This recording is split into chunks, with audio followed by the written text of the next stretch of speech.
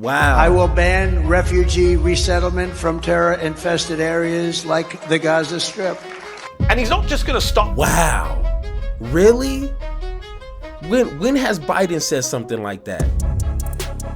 When has Harris said anything remotely like that? Oh no, but you're willing to put your money, put your bet on the table for that. Like I said, if you're willing to do that, you hate the Palestinian people. Hey, I said it. And I'm standing on that. You hate the Palestinian people if you're willing to let Trump into the office to even remotely do half of the things he's saying. So I've been trying to figure out how hard I want to go in this video. You know what I'm saying? Because I don't want to demonize people. I don't want to make people feel less than because of who they're deciding to vote. I know that's something that as an individual, you can vote for whoever you want. But there's a big old but right there. We as citizens should be in a position and equipped with the proper knowledge and information to have a strategic big boy conversation about who we're voting for. You know what I'm saying? It's not like some secret shrine type of, communion that we're doing. And, you can't tell nobody who you're voting for. Like the guys are going to hear us and like, he's going to like smite us all. Like we can have a conversation, right? Right? Okay. Thank you. So in having these conversations, I think it's important that we're honest with each other. Right? Oh, okay. All right. That's one thing that I do well. I think it's my superpower of being as honest as I humanly possibly can. So I hope you're ready for this. All right. Don't get mad. All right. Don't call me names in the comment section. All right. But I'm going to be straight up and 100% honest with you on my perspective of Green Party members or potential Green Party voters voting for the Green Party, knowing they're not going to win, okay? Even they said it themselves, they're not going to win. And some sort of protest type of vote because they don't like the Democrats or whatever excuses they use.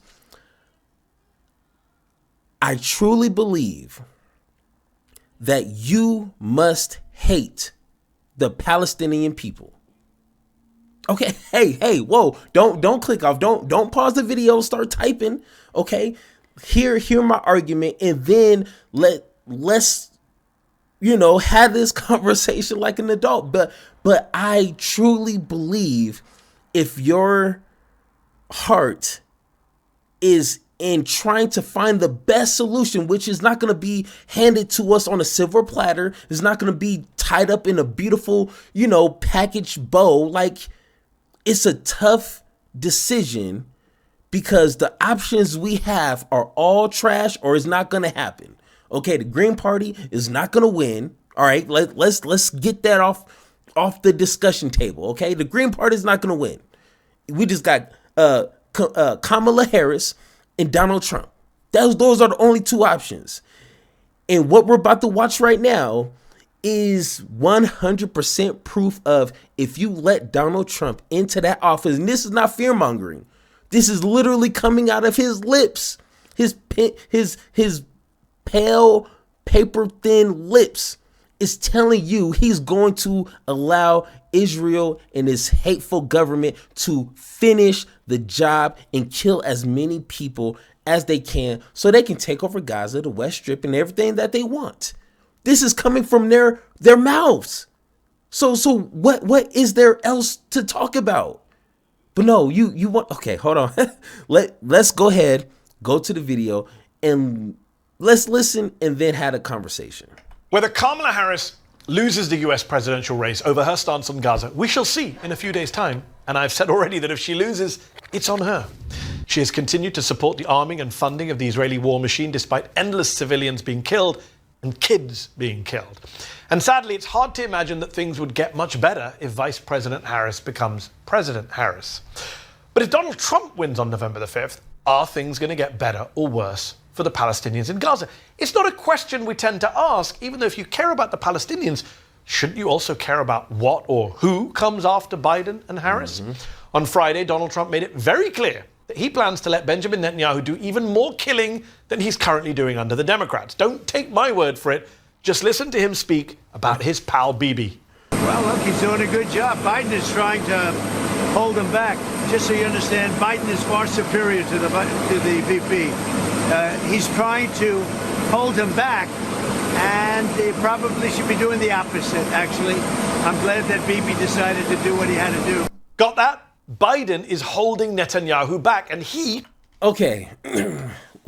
and he already said a little bit what I was going to say, but if Trump believes, in which, I mean, we can take that however we want. If I honestly wouldn't trust anything Trump says, but if Trump is saying this and he knows it's going to appease his base, then I think it's some truth behind it, because he's going to tell what his base wants to hear.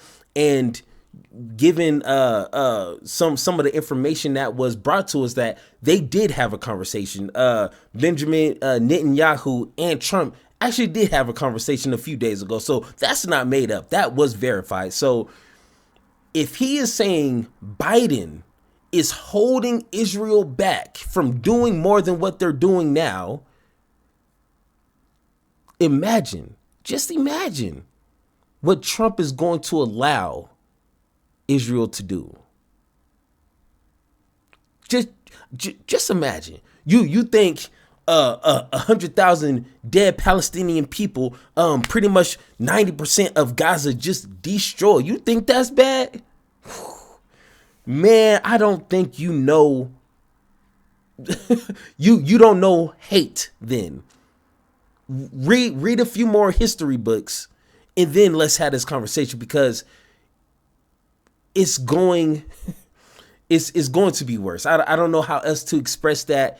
He is going to allow the Israeli government to complete the job, to finish the job hard and strong. That's what he said. Hard and strong. Okay, hard and strong. So Trump will let him free. No limits. No constraints whatsoever.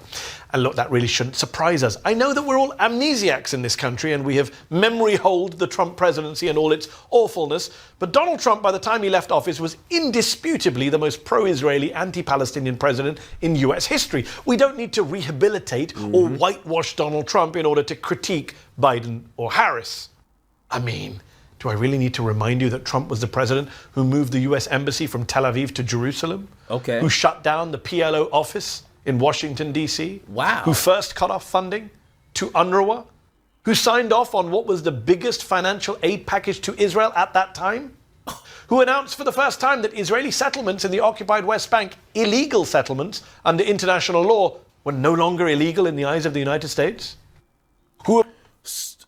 So, once again, there's proof for you that even though Kamala Harris and Trump, the Republicans and the Democrats, they're all trash. Okay, let's get that off the table. Both parties are trash. I get that. I understand it. I've been saying that since day one on this podcast. Both parties are trash. But once again, there's another big old but getting in the way. One party, it wants to be more trash. They're strategically trying to find ways to be more than trash, to be deeper than trash, like waste management, field trash. Okay? So why are we pretending like I'm not going to vote for Harris or I'm going to vote Green Party to X, Y, and Z. And if Trump wins, it's still going to be a sucky situation for the Palestinian people? No, it's not. Like I told you, Trump said it himself. Biden's been holding them back. And he's saying, let Israel do what they need to do to finish the job. So come on, man, use your imagination. Approved Israel's illegal annexation of Syria's Golan Heights, which resulted in Israel naming a settlement there, the Trump Heights, and making him the only president in... Oh my God, really? Really? Where's one that says Biden Heights or Harris Heights, which probably sounds a little bit better. Harris Heights, HH Hotels. Like, but really, you think he doesn't have a point to prove right here? Oh my God, man. I don't understand why this is even an argument. This is not even close to something you can try to argue or pivot your way out of. This picture says it all right here. There's come on, man. But I guarantee you some idiots can't defend this. No, not at all. Naming a settlement there, the Trump Heights, and making him the only president in US history to have an illegal Israeli settlement literally named after him. But forget the past, as bad as it was for Palestinians in Trump term 1. Let's just consider what could be coming down the line for the Palestinians in a second Trump term. Gaza is gone. The killing will continue, and Trump's son-in-law and former go-to man on the Middle East, Jared Kushner, told an interviewer in March that Israel should, quote, bulldoze something in the Negev desert and forcibly expel the Palestinians there so that Israel can take advantage of Gaza's, quote, very valuable waterfront property. But let me guess. You're going to tell me the Democrats is just as bad as this. Show me where one Democrat representative who is taking account of the Middle East conflict. Tell me one quote they said something as ignorant as this. You can't make this up, bro. If you are still telling yourself that both parties are just as bad in regards to the Middle East and Israel and the Palestine people, I swear you are literally still eating Crayolas right now. The West Bank is gone too. Far-right anti-Arab Israeli-American billionaire Miriam Adelson has given Trump an astonishing $100 million, and in return she's asked for him to allow Israel to annex the West Bank, all of it. Iran will also be in the crosshairs. Trump just the other week said Israel should hit Iran's nuclear facilities and, quote, worry about the rest later. Trump also wants to ban Palestinian refugees from entering the US. Wow. I will ban refugee resettlement from terror-infested areas like the Gaza Strip. And he's not just going to stop. Wow. Really? When has Biden said something like that? When has Harris said anything remotely like that? Oh no, but you're willing to put your bet on the table for that. Like I said, if you're willing to do that, you hate the Palestinian people. Hey, I said it. And I'm standing on that. You hate the Palestinian people if you're willing to let Trump into the office to even remotely do half of the things he's saying. A quarter of the things he wants to do.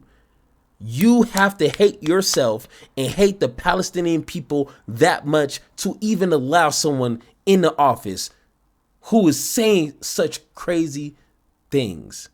That is ridiculous. Oh my goodness. Palestinian people from coming in, he's going to throw pro-Palestinian people already here out, especially foreign students protesting for Gaza on campus. And we will deport the foreign jihad sympathizers and Hamas supporters from our midst. We will get them out.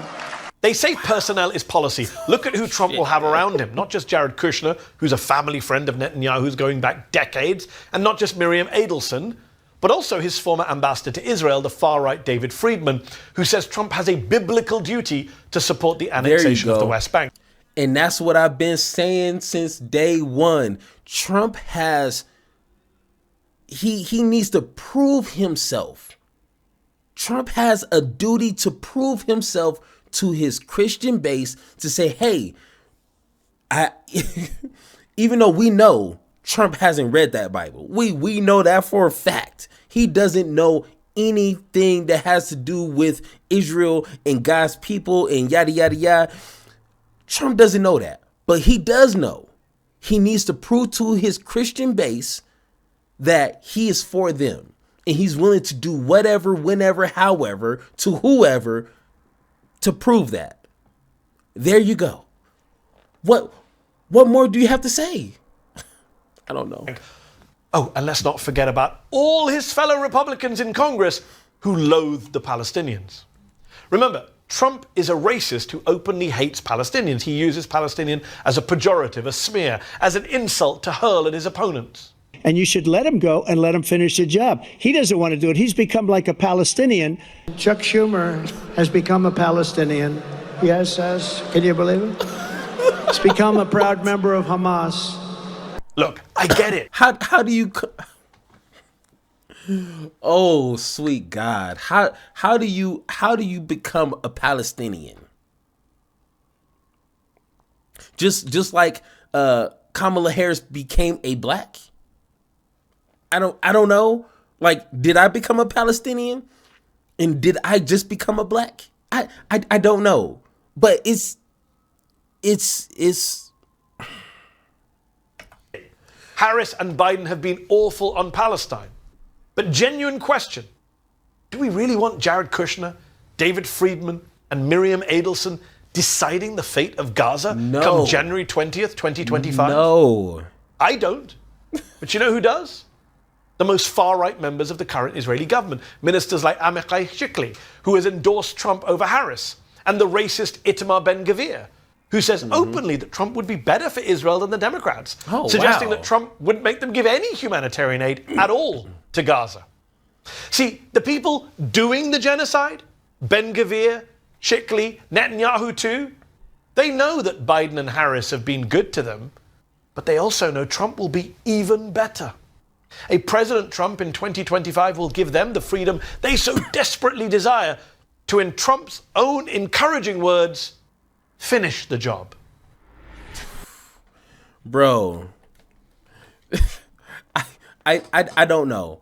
And if you made it this far in the video and you disagree with everything that I've said since the video started, I appreciate you. I appreciate you at least hearing me out.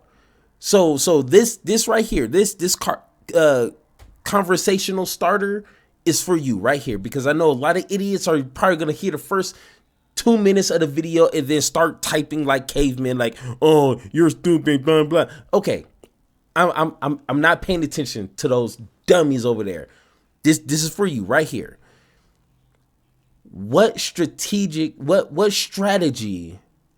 are you trying to initiate by not voting for the Democrats? I just want to know that.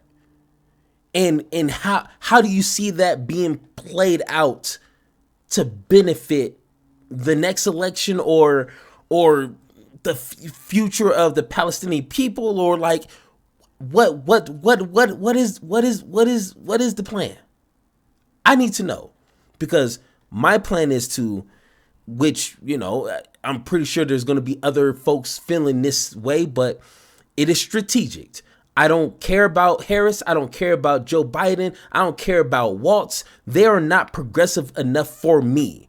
I consider myself a progressive. They are not even in the same ballpark as what I would like to my candidates to be. So let's get that on the table right there. But I would like to pressure the Democratic Party enough, because we all know they're sensitive. They at least hear what we say. Pressure them to get Israel to do a ceasefire.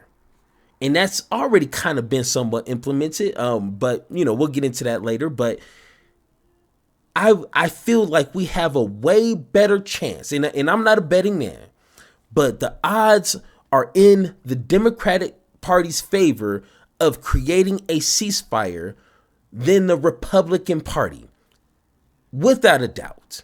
And if you think that's not true, you are a little slow. Okay, I'm sorry, but that's just pretty common sense right now. I would rather take my chances with a Kamala Harris than a Trump any day of the week. Any day of the week. But once again, if you guys disagree with me, join the Discord down below. Let's have an actual verbal conversation. Let's talk this out like a grown adults in the room. Or let me know how you guys feel in the comments down below. And like always, let's have that conversation.